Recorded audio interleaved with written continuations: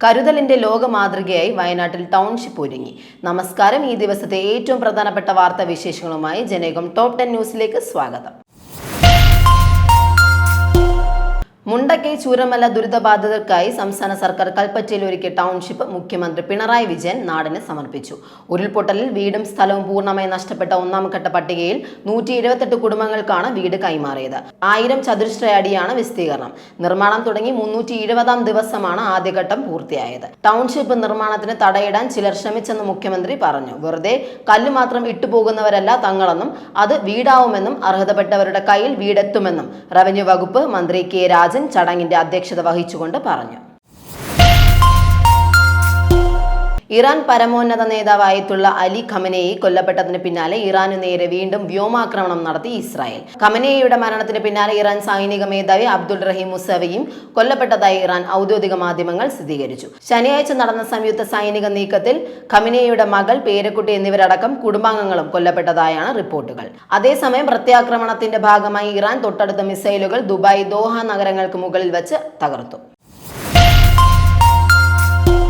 Ayatollah Ali Khamenei കൊല്ലപ്പെട്ടതിനെ തുടർന്ന് പാകിസ്ഥാനിലെ കറാച്ചിയിലുള്ള American കോൺസുലേറ്റിന് നേരെ വൻ പ്രതിഷേധം.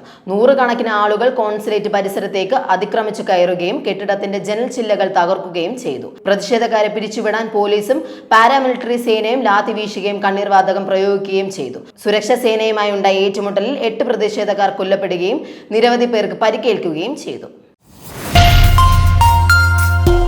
പശ്ചിമേഷ്യയിൽ യുദ്ധം രൂക്ഷമായതോടെ സ്വർണ്ണവിലയിൽ റെക്കോർഡ് വർധനവ്.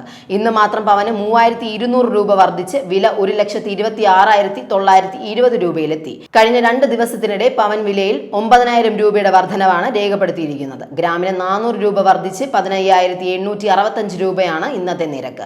ഇറാൻ പരമോന്നത നേതാവ് അയത്തുള്ള അലി ഖമനേയി കൊല്ലപ്പെട്ടതിനെ തുടർന്ന് മേഖലയിലുണ്ടായ കടുത്ത യുദ്ധ സാഹചര്യമാണ് വിപണി പിടിച്ചുലച്ചത്. അഫ്ഗാനിസ്ഥാൻ തലസ്ഥാനമായ കാബൂളിൽ ശക്തമായ സ്ഫോടനവും തുടർച്ചയായ വെടിവയ്പും നടന്നതായി അന്താരാഷ്ട്ര വാർത്താ ഏജൻസിയായ AFP റിപ്പോർട്ട് ചെയ്തു.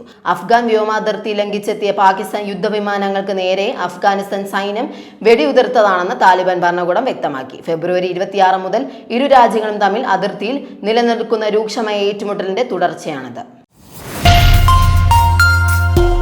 മഹാരാഷ്ട്രയിലെ നാഗ്പൂരിൽ ഒരു സ്ഫോടന വസ്തു നിർമ്മാണ ഫാക്ടറിയിലുണ്ടായ സ്ഫോടനത്തിൽ 15 പേർ മരിച്ചു. കറ്റോൾ തഹസിലിലെ റൌൽഗാവിലുള്ള ഖനന വ്യാവസായിക സ്ഫോടന വസ്തു നിർമ്മാതാക്കളായ SBL എനർജി ലിമിറ്റഡ് ഫാക്ടറിയിലാണ് രാവിലെ സ്ഫോടനമുണ്ടായതെന്ന് മുതിർന്ന പോലീസ് ഉദ്യോഗസ്ഥൻ പറഞ്ഞു.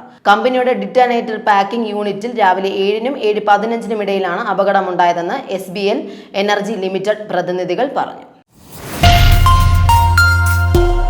പശ്ചിമേഷ്യയിലെ യുദ്ധ സാഹചര്യം അതീവ ഗുരുതരമായി തുടരുന്ന പശ്ചാത്തലത്തിൽ മേഖലയിലെ 11 രാജ്യങ്ങളിലും വ്യോമപാത ഒഴിവാക്കാൻ ഇന്ത്യൻ വിമാന കമ്പനികൾക്ക് സിവിൽ ഏവിയേഷൻ ഡയറക്ടറേറ്റ് ജനറൽ നിർദ്ദേശം നൽകി. Iran, Israel, Lebanon, Saudi Arabia, Bahrain, Oman, Iraq, Jordan, Kuwait, UAE, Qatar എന്നീ രാജ്യങ്ങളുടെ വ്യോമപാതയാണ് ഒഴിവാക്കേണ്ടത്. ഈ രാജ്യങ്ങളുടെ ആകാശപരിധിയിലുള്ള എല്ലാ ഉയരത്തിലുള്ള വിമാന സർവീസുകൾക്കും നിയന്ത്രണം ബാധകമാണ്.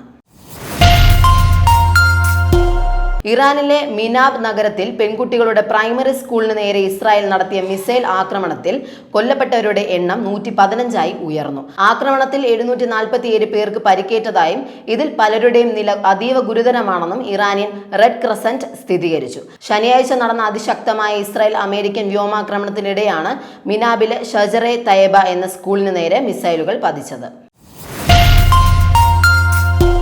ഇസ്രായേലും അമേരിക്കയും ചേർന്ന് ഇറാനെതിരെ നടത്തുന്ന ആക്രമണങ്ങളും തുടർന്നുണ്ടായ പ്രത്യാക്രമണങ്ങളും ഗൾഫ് മേഖലയിലാകെ ആശങ്ക പരത്തുന്ന സാഹചര്യത്തിൽ പ്രവാസി മലയാളികളുടെ സുരക്ഷ ഉറപ്പാക്കാൻ അടിയന്തര ഇടപെടൽ ആവശ്യപ്പെട്ട് മുഖ്യമന്ത്രി പിണറായി വിജയൻ പ്രധാനമന്ത്രി നരേന്ദ്രമോദിക്ക് കത്തയച്ചു. ഗൾഫ് രാജ്യങ്ങളിൽ ജോലി ചെയ്യുന്നവരിൽ വലിയൊരു വിഭാഗം ഇന്ത്യക്കാരാണെന്നും അതിൽ ഭൂരിഭാഗവും കേരളത്തിൽ നിന്നുള്ളവരാണെന്നും മുഖ്യമന്ത്രി കത്തിൽ ചൂണ്ടിക്കാട്ടി. ഗൾഫ് രാജ്യങ്ങളിലെ CBSE സ്കൂളുകളിലെ പരീക്ഷകൾ മാറ്റിവെച്ചു. പുതുക്കിയ തീയതി പിന്നീട് അറിയിക്കുമെന്ന് അധികൃതർ അറിയിച്ചു. മാർച്ച് 5-ന് ശേഷമുള്ള പരീക്ഷയുടെ കാര്യങ്ങളിൽ സ്ഥിതിഗതികൾ വിലയിരുത്തിയ ശേഷമായിരിക്കും തീരുമാനമെന്നും കൂട്ടിച്ചേർത്തു. ജനയുഗം ടോപ്പ് 10 ന്യൂസിലൂടെ വീണ്ടും കാണാം. കൂടുതൽ വാർത്തകൾക്കും വിശേഷങ്ങൾക്കുമായി ജനയുഗം വെബ്സൈറ്റ്, YouTube ചാനലുകൾ സന്ദർശിക്കുക.